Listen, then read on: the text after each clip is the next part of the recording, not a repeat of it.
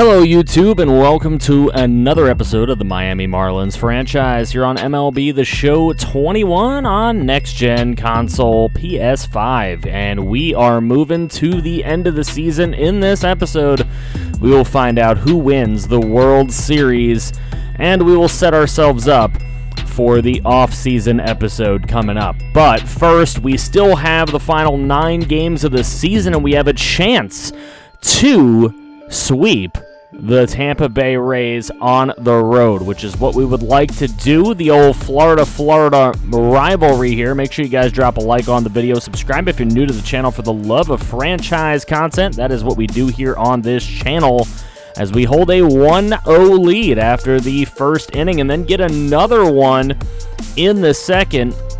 So doing pretty well until Sixto Sanchez gives up a solo shot to Tyler Flowers, who we got rid of off of our team. So Sixto against Tyler Glasnow. Glasnow gives up a solo shot to Brendan Rodgers. Good to see the young gun stepping up. And it is 3-1 as we move about the 5th inning. Into the 6th inning we go. Michael Waka on the mound. And we couldn't get any runs home against him. So that'll bring in Sixto Sanchez still up there. Arozarena after an Austin Meadows single. I don't think we want to leave a chance here for Arozarena to bring home both of those runs. So we go ahead, change pitcher, get out of it. John Curtis still on the mound, doing well. Waka still on the mound for them. A lot of zeros since the 4th inning. Pitching has really settled in, and the batters have just not stood hot in this one. Joey Wendell on second base. And here in the 8th inning, we are going to bring in Dylan Floro, who's pitched really well all season, and he continues to do so.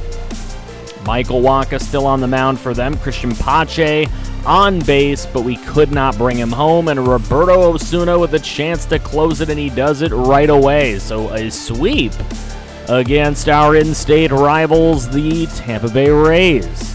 So Brendan Rodgers gets player of the game with a homer and 2 RBIs, and we move on to Citi Field in a 3-game stretch against the New York Mets. Carlos Carrasco pitching against Elieser Hernandez in this one, and they get a run in the bottom of the 1st inning right away up against Hernandez. We get the solo shot from Brian Anderson in the top of the 2nd to get the run right back.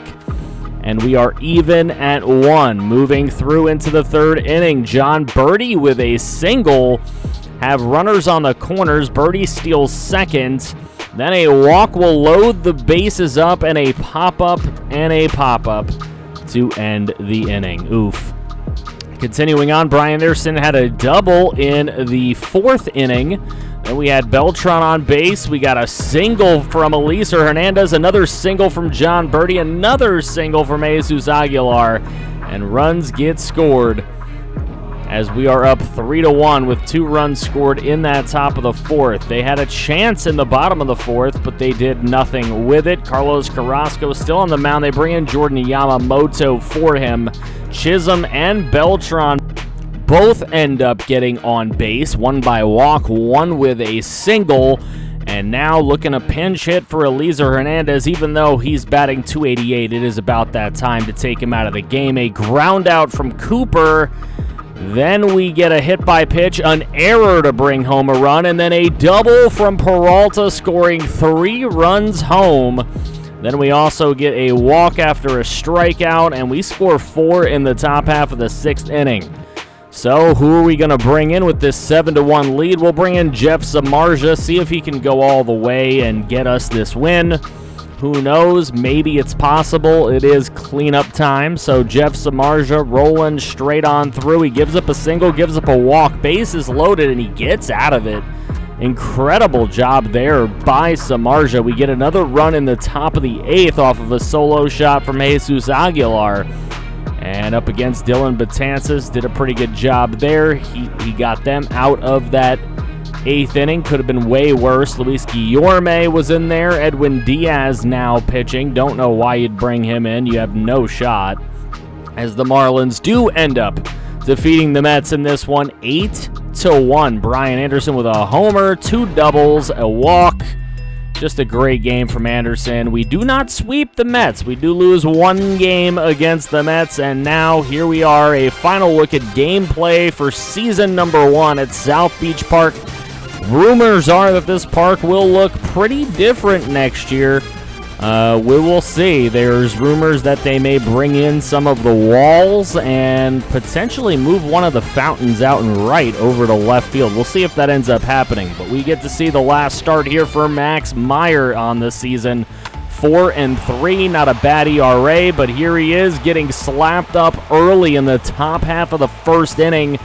Meyer already might give up a run, and they do not get him out at the plate. So here up against Philadelphia, Kyle Lewis with an RBI double.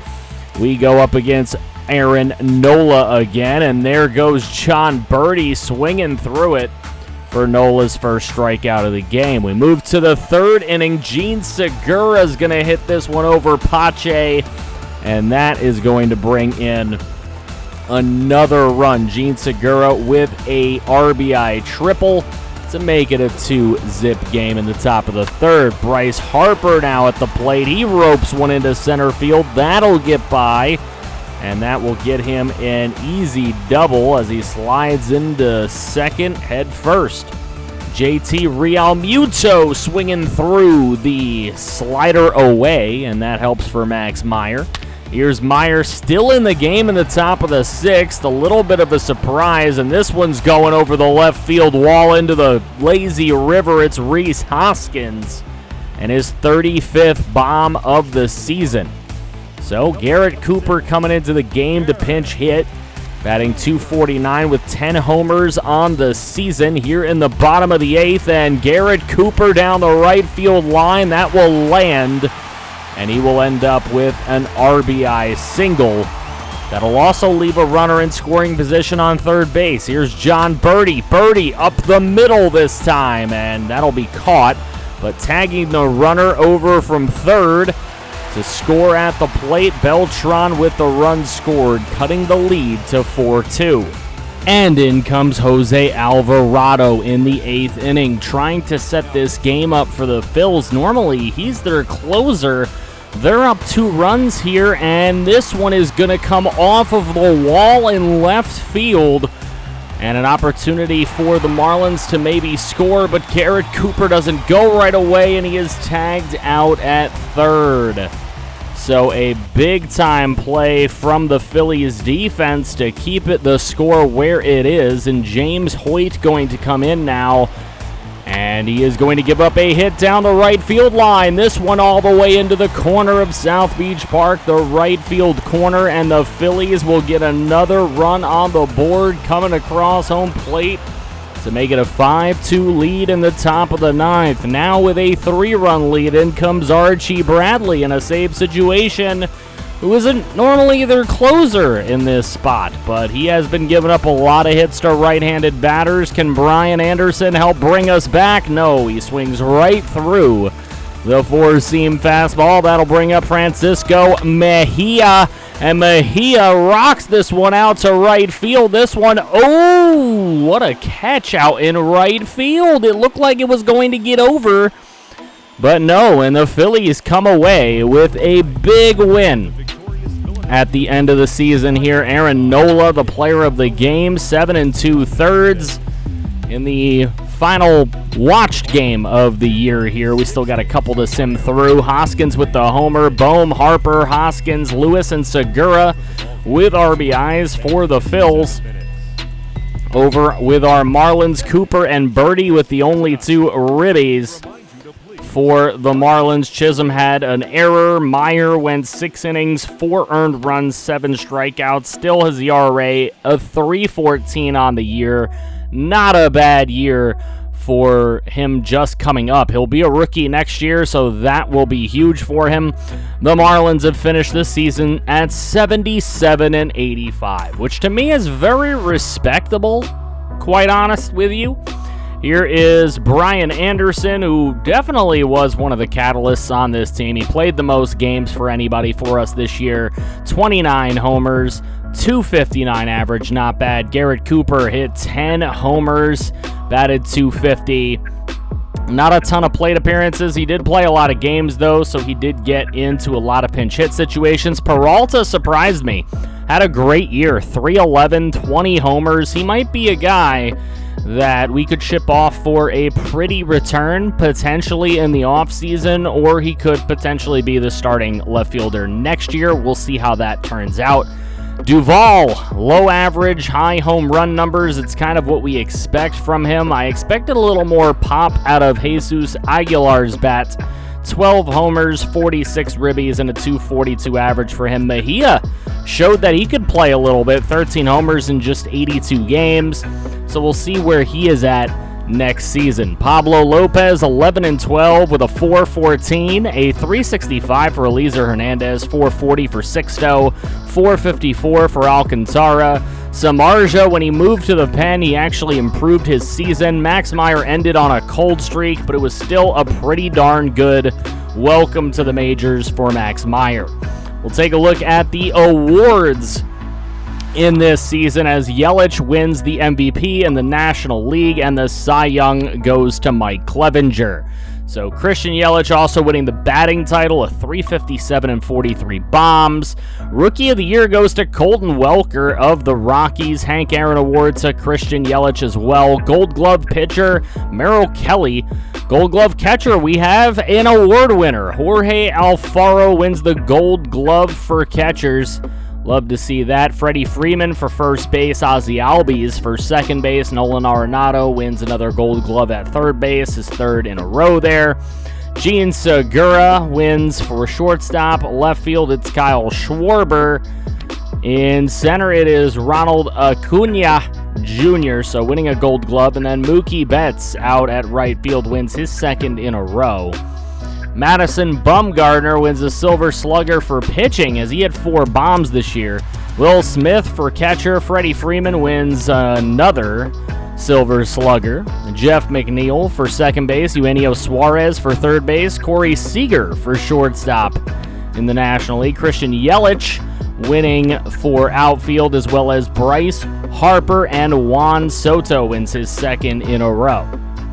So we'll have to see what ends up happening in the postseason. We'll take a quick look at the American League. You can see Yordan Alvarez and Chris Sale with the MVP and Cy Young there. Rookie of the Year going to Akil Baddoo, as it should. There's Aaron Savali winning a Gold Glove. A lot of Yankees. Urshela wins a Gold Glove. Freddie Galvis of the Orioles. Alex Verdugo wins a Gold Glove as well. Silver Sluggers, Luke Voit, DJ LeMahieu, Anthony Rendon, Willie Adames, Michael Brantley, Nelson Cruz, Jorge Soler, all winning Silver Sluggers in the American League. We'll take a look at the league leaders this season. If you want to take a look at who is on top in all of these categories, we're looking at the National League right now, see if any of our guys made one of the tops of these lists. You can see 46 homers from Eugenio Suarez to lead the National League. John Birdie did have 36 stolen bases. He was second in the National League. That's a pretty good feat. Mike Soroka tied with 3 other guys for the tops in wins as a pitcher. ERA was Sonny Gray with a 270. Quite impressive for Sonny Gray. Shutouts, Noah Syndergaard had 3 of them. Jeff Samardzija had a couple shutouts. Strikeouts, you can see DeGrom at the top of the list there. Innings pitched, Kershaw was eating those innings all season long. Whip, though, Carlos Carrasco with the best whip in the National League. Now we'll take a look at the American League. Yordan Alvarez, of course, the batting champion. And he had the most hits in the American League as well. DJ LeMahieu was giving chase right behind him. There you go. Homers, 56 bombs for Yordan Alvarez. He had 142 ribbies. He just had a monster season. Wins and losses, Greinke on the top of both of those. You could see it's just a ton of Astros. I don't know if they were using the trash cans again or what was going on, but it looked like the Astros just had an incredible season with a few real big catalysts for their team. So now we'll take a look at the team statistics category to properly wrap off this season. And you can see we were 21st in batting average, our best average, Brian Anderson on the team. Runs scored, we were 19th in the league in runs scored. Brian Anderson scored the most runs for our team as well.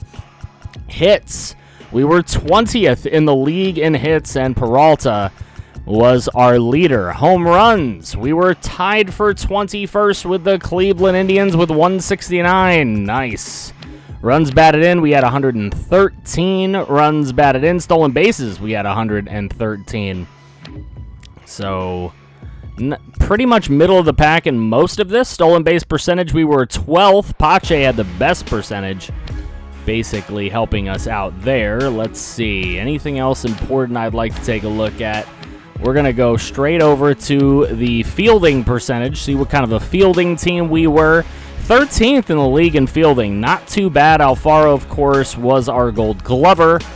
ERA, we were 15th in the league in ERA, so top half, barely, but we were top half. We were number 1 in shutouts in the league. Interesting. Save-wise, we were tied for 20th with Osuna getting 40 of our 45 saves. Blown saves, we were tied for 11th. So we did have some blown saves, but not a ton. Let's see. Base on balls, win percentage, strikeouts. Let's see where we were at in strikeouts. Looks like we were 26th in the league. So not a lot of... We weren't striking out a lot of batters, I'll tell you that. So that is the team statistics. Now we'll move into the final standings for the season. The Mets win our division at 92-70. The Braves will make the playoffs at 88-75. They will be a wild card. The Cardinals win the Central at 69. Dodgers and Padres both win over 100 games to make the postseason. It'll be the Padres against the Braves in the NL wild card, which we'll take a look at later. The Yankees win 107 games.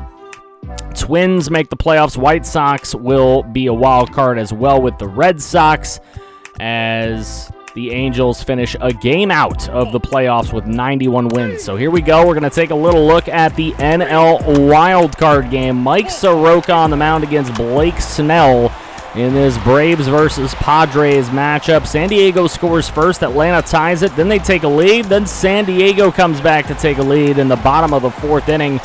But then Atlanta scores 2 in the top of the 7th. They score 10 in the top of the 8th. And 2 more in the 9th to win it 16-3. So Austin Riley, the player of the game, hit a homer. He had 5 ribbies, a triple. Just a great game. Now we move to the AL wildcard game, where Chicago is in Boston. They have a 3-0 lead early on. Lucas Giolito versus Chris Sale. And Giolito right now just mowing batters down. He's on a 1-hitter, and we'll see how long he can actually go, as Chris Sale is getting taken out of this game. Here is Ryan Brazier in to pitch for the Red Sox. Giolito still going, and he went strong. Lucas Giolito leading the White Sox to a shutout. 8 innings pitched. He had 3 hits, 0 earned runs, 3 walks, 10 strikeouts to lead the White Sox in against the Yankees, but the Yankees win that ALDS series 3-1. Houston sweeps the Twins, and we got to take a look here at a Game 5 between the Cardinals and the Mets. Mets on the road in St. Louis. They're up 1-0 with Jacob deGrom going against Jack Flaherty. And deGrom gives up 3 in the 6th after getting 3 runs of support off Jack Flaherty. Ponce de Leon coming into the game. Daniel Ponce de Leon. It's a 4-4 game into the 8th. We go into the 9th inning. De Leon is coming out for Jordan Hicks. And Jordan Hicks goes in. He gives up 1 in the top of the 10th. And the Mets will defeat the Cardinals 5-4.